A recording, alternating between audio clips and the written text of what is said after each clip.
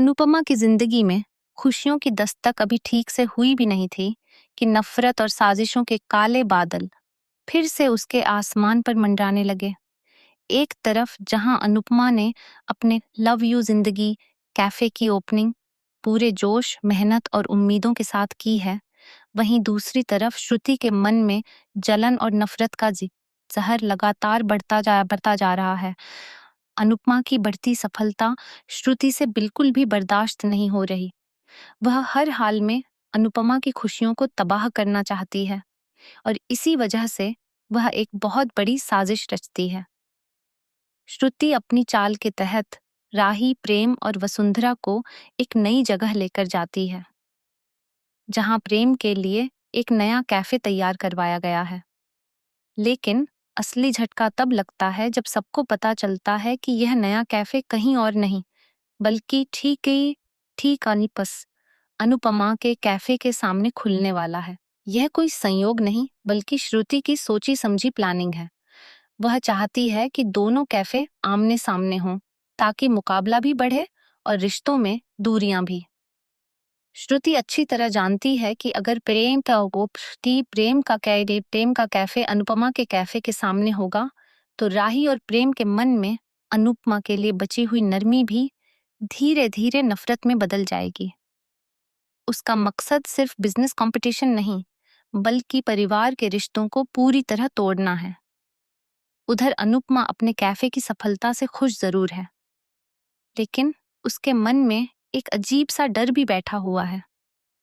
वह महसूस कर रही है कि कुछ बहुत गलत होने वाला है। असली ड्रामा शुरू होता है प्रेम के कैफे अंजूज की ओपनिंग के दिन। कैफे के बाहर पूजा की तैयारियां चल रही होती हैं। अनुपमा और दिग्विजय थोड़ी दूरी से यह सब देख रहे होते हैं। अनुपमा की आंखों में अपनी बेटी राही के लिए प्यार भी है और चिंता भी। पूजा के नियमों के अनुसार प्रेम और उसकी बिजनेस पार्टनर प्रेरणा को साथ बैठना चाहिए क्योंकि दोनों बराबर के हिस्सेदार हैं। लेकिन श्रुति को यह बिल्कुल पसंद नहीं आता। उसे डर है कि कहीं प्रेरणा की वजह से प्रेम और राही के रिश्ते में कोई दरार ना आ जाए। अपनी असुरक्षा और पजेसिवनेस में अंधी हो चुकी श्रुति अचानक पूजा के बीच में हंगामा खड़ा कर देती है। वह प्रेरणा को जबरदस्ती पूजा से उठने के लिए कहती है और उसकी जगह राही को बैठाने की कोशिश करती है। राही को यह सब बिल्कुल पसंद नहीं आता। वह साफ कहती है कि यह कैफे उसका नहीं है और प्रेम व प्रेरणा दोनों बराबर के पार्टनर हैं, इसलिए पूजा में भी दोनों को ही बैठना चाहिए। यहाँ तक कि वसुंधरा भी राही का समर्थन करती हैं और कहती हैं कि अगर राही को कोई समस्या नहीं है तो किसी और को भी दखल नहीं देना चाहिए। लेकिन श्रुति अपनी जिद छोड़ने को तैयार नहीं होती। माहौल तनावपूर्ण हो जाता है। प्रेम स्थिति संभालने की कोशिश करता है और सबको शांत रहने के लिए कहता है ताकि पूजा अच्छे से पूरी हो सके। इसी दौरान श्रुति के मन में एक खतरनाक ख्याल आता है। गुस्से और जलन में अंधी हो चुकी श्रुति प्रेरणा को सबक सिखाने का फैसला करती है। वह पूजा में रखा जलता हुआ दिया जानबूझकर इस तरह प्रेरणा के करीब रखती है कि उसके दुपट्टे में आग लग जाए और सबके सामने हड़कंप मच जाए। लेकिन किस्मत को कुछ और ही मंजूर होता है। अचानक हवा का रुख बदलता है और वह जलता हुआ दिया प्रेरणा की बजाय राही के दुपट्टे से टकरा जाता है। देखते ही देखते राही के कपड़ों में आग लग जाती है। पूरा माहौल चीख पुकार से भर जाता है। राही डर से बिल्कुल सुन्न हो जाती है और किसी को समझ नहीं आता कि क्या किया जाए। दूर खड़ी अनुपमा जैसे ही यह नजारा देखती है, उसकी माँ वाली ममता जाग उठती है। वह बिना एक पल गनवाए दौड़ पड़ती है। पास रखी पानी की बाल्टी उठाकर सीधे राही पर डाल देती है। आग तो बुझ जाती है, लेकिन राही बुरी तरह कांपने लगती है। पूरा परिवार सदमे में है, लेकिन असली तूफान अभी बाकी है। अनुपमा ने अपनी आंखों से श्रुति की पूरी हरकत देख ली होती है।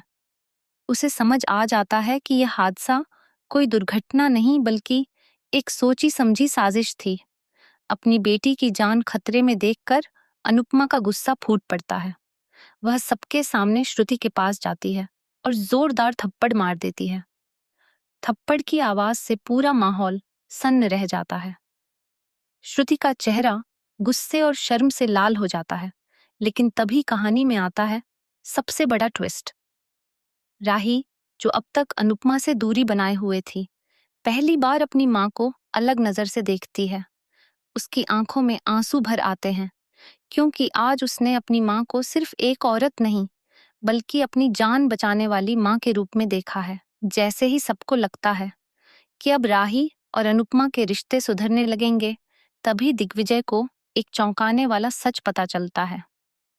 उसे श्रुति के फोन से कुछ रिकॉर्डिंग्स मिलती हैं, जिनमें साफ साबित होता है कि श्रुति पिछले कई महीनों से सिर्फ राही और प्रेम को नहीं, बल्कि पूरे परिवार को मैनिपुलेट कर रही थी।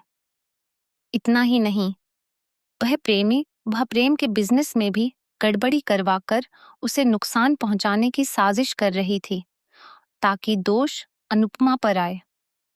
यह सच सामने आते ही प्रेम का भी श्रुति पर से भरोसा टूट जाता है।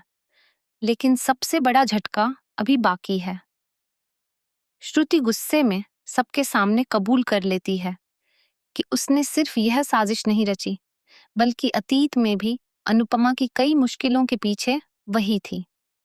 उसकी यह बात सुनकर पूरा परिवार हैरान रह जाता है। अब सवाल यह है कि क्या राही आखिरकार अपनी माँ अनुपमा को समझ पाएगी?